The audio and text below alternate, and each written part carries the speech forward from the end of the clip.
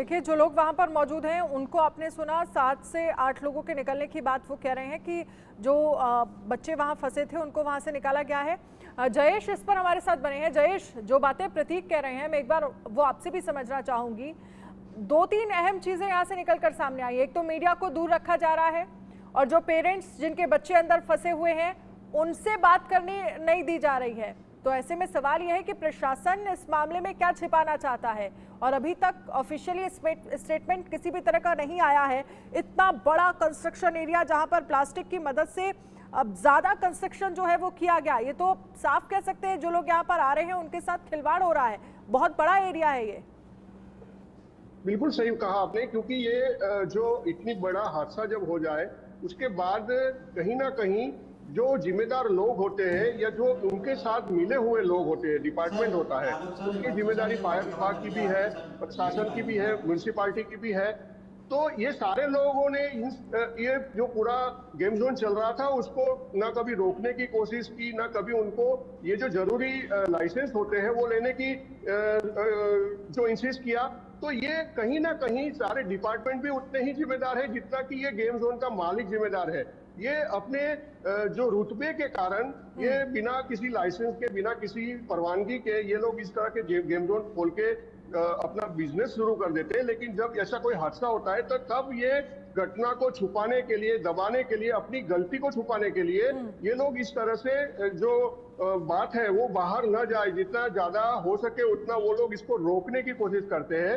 लेकिन जब इतना बड़ा हादसा होता है तो बातें तो बाहर जाएगी ही, थोड़ी देर से ही सही, लेकिन जानकारियां तो मिलती ही है और उसको ज्यादा देर तक प्रशासन या जो भी ओनर है वो छुपा कर नहीं रख सकता। लेकिन ओनर को लेकर कोई जानकारी मिल पा रही है? ओनर कौन है इस टीआरपी गेम जोन का? इसी बीच एक बड़ी खबर आ रही है जहां पर जानकारी मिल रही है 24 लोगों की मौत की आशंका जताई जा रही है। इस पर प्रतीक से मैं एक कमेंट चाहूंगी। प्रतीक, क्या खबर है आपके पास? 24 लोगों की मौत हो गई है।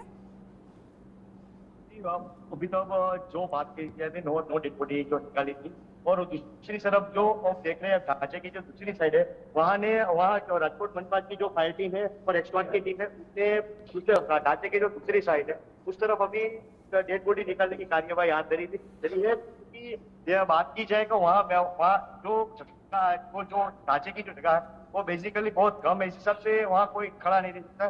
सिर्फ राजकोट बनकर जो फायर टीम है उसको ही जाने की इजाजत है, मीडिया को जाने की इजाजत नहीं। इस सबसे 22 लोगों की मौत ऐसा भी जानने को मिला। जी ठीक है, चलिए प्रतीक, आप और जानकारी जुटाइए और साथ ही ये भी पता करिए कि ओनर कौन है, क्योंकि सवाल अब ये उठ रहा है कि प्रशासन इस मामले को लेकर आप कह रहे हैं कि अंदर जाने की इजाजत, अंदर क्या पेरेंट्स से बात करने की इजाजत नहीं है, बहुत ज्यादा जानकारी जो है वो नहीं दी जा रही है। और सवाल ये है कि जिस एरिया में ये पूरा कंस्ट्रक्शन किया गया था, क्या प्रशासन ने वहां पर कंस्ट्रक्शन करने की कितना प्लास्टिक, कितना कंक्रीट मटेरियल यूज होना चाहिए यहां पर कंस्ट्रक्शन में, इस बात की इजाजत क्या टीआरपी गेमिंग जोन के पास थी? लाइसेंस था कि यहां पर इस तरह का गेमिंग जोन जो है वो चलाया जा सकता था? जी वो इससे जो बड़ा साइज हो गया, देखिए हमने बहुत बात करने की कोशिश की और इसके जो मैनेजर है उसे भी बुला के आपके मालिक को बोला वो, लेकिन वो आग लगी तब से लेकर अभी तक वो सामने नहीं है, ना ही उसने किया था। और बात की जाए मैनेजर की तो मैनेजर ने ऐसा बताया था कि हमने सब कुछ देख लिया है, हमने हमारा सब कुछ ओके है, हमने सब कुछ इसकी रजा भी ली थी, पुलिस की रजा ली थी। तो कहीं ना कहीं पुलिस और राजकोट बनपा भी इसमें इन्वॉल्व लगती है, ऐसे हिसाब से ऐसा भी जानने को मिला है। जी इसके साथ ही गुजरात के मुख्यमंत्री की तरफ से भी पोस्ट किया गया है। क्या पोस्ट किया गया है, इसको लेकर आपके पास जानकारी है? क्या उनकी तरफ से पोस्ट में लिखा गया है? जी, गुजरात के मुख्यमंत्री जो भूपेंद्र पटेल है उसने इस घटना को लेकर भारी दुख व्यक्त किया है। उसने भी जो परिवार के बच्चे मरे हैं उसको सांत्वना व्यक्त की है। और ऐसे ही घटना मई महीने में 2024 में सूरत को भी हुई थी, और मई महीना है जो पहले सूरत, अब उसके बाद राजकोट में कहीं ना कहीं वो जो अपशुकनिया ऐसा साबित हुआ है।